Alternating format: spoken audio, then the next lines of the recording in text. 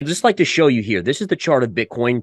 And what we can see very clearly here is that we've had a big rally. A lot of people, like if you go on Twitter, they'll say, oh, it's the bottom. We're going to start a new bull market. I disagree. Look at the M pattern. The second portion of the M is higher than the first. Now let's go back to the all-time highs on Bitcoin and look at that pattern. This is a classic topping pattern. So for me, what we've seen recently is actually a bear market rally. We've now come off of that 25,000 retrace with a bear flag. We then dropped, and we're now bear flagging with a likely downside move to at least 18,000 and change. And ultimately, I do think that we're going to see 12 to 13 and eventually 9. And you're in a scenario where if I'm correct that the economy is going to go into recession, then you're looking at the stock market probably with another 25 to 30% down from here on the S&P 500.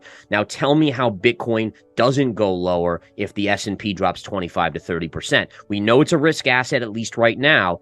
That's the likely outcome to the downside, in my opinion. And we don't have a lot of historical bear markets in Bitcoin, 2, 3 bear markets since Bitcoin's inception. The other issue is that if you look at when we came out of that bear market in 2019 to 2020, it coincided with the COVID collapse, which then triggered the Federal Reserve to print more money than we have ever seen printed in history. And so the question is we're now in this new environment where I think it doesn't mean that the cycle won't play out exactly like it has. It just means we have to, as investors, take that into account, that there is no printing of money going on from the Fed and interest rates are a lot higher. So there is a precedent now that if you map that out, the Bitcoin bear market could even last a little bit longer, much like the stock market bear market.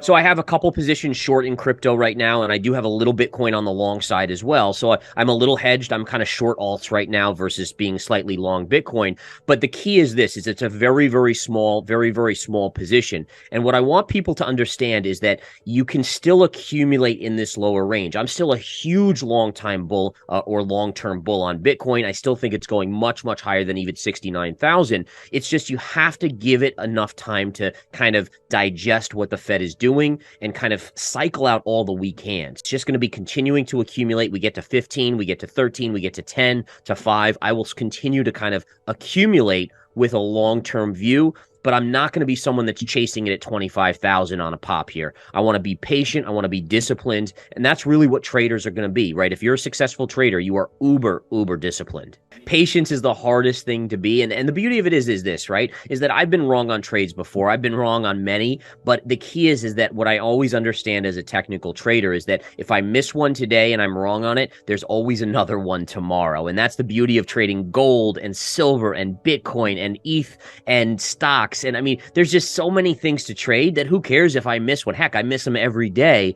All you got to do is capture one or two here and there, and you become a millionaire. I mean, even when FTX collapsed, you didn't get a crazy amount of panic. You still had a lot of bulls that were still ready to say, no, don't worry, this is going to be fine. But I still think you have to get to a point where, like in 2019, when we were at the lows, I still vividly remember CNBC had talked about Bitcoin every day, and they had the ticker of what the Bitcoin price was every single day. And by 2018 into 19 in the bear market, they took it away and they never talked about it. And that was a signal to start accumulating. So essentially, when everyone else turns ugly bearish, where they're starting to write it off, that's when an investor like myself starts to inch in. I also think you look for technical levels like the pierce of 10,000 to the 9,000 target. Think about how many stops will be right at that 10,000 level that'll get wiped out. You'll see major panic below 10,000 because it breaks the even number. Those are the signals that I kind of pay attention to.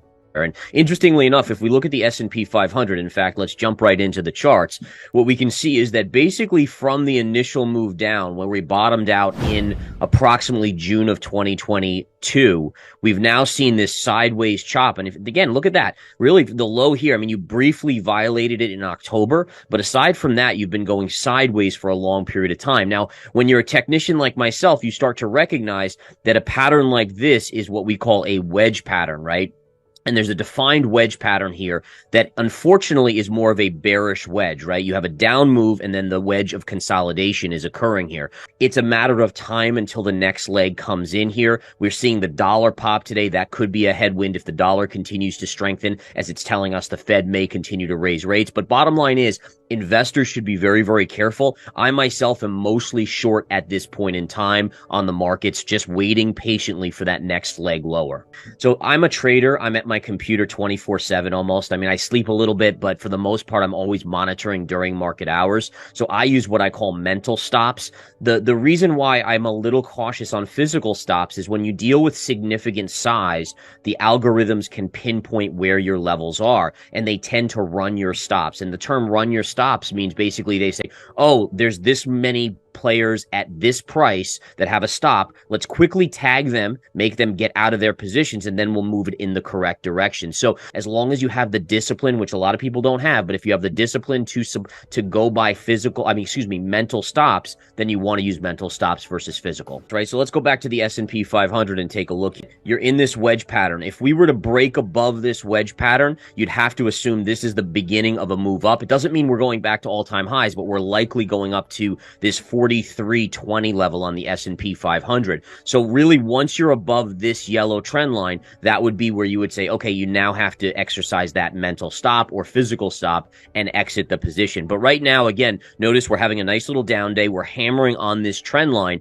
If this trend line breaks, this is where the next leg lower should kick in. And ultimately, I think I still have it pinned in that we're going down to pre-COVID levels on the S&P 500. That's around 3375 and potentially as low as 33,000 on the S&P. So right now, gold is, if you look at a horse race, gold is lagging a little bit, especially behind crypto as of now. I think with the stock market, it's slightly lagging as well, but not by much after the recent selling action. But the bottom line is you have to go back to the bigger picture here. And what we see is an economy that has a lot of uncertainty. You have all the macro issues. You have higher inflation potentially for longer. And even though interest rates are inching up, the Fed will be forced to step on the side of interest rates and stop hiking, at least in the not too distant future, due to a weaker economy.